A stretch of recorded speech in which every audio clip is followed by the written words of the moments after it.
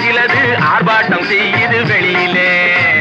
அதாலே மனுஷன் சாப்பிடுறாண்டா தம்பி பயலே. இது மாறுவதெப்போ தீருவதெப்போ நம்ம கவலை.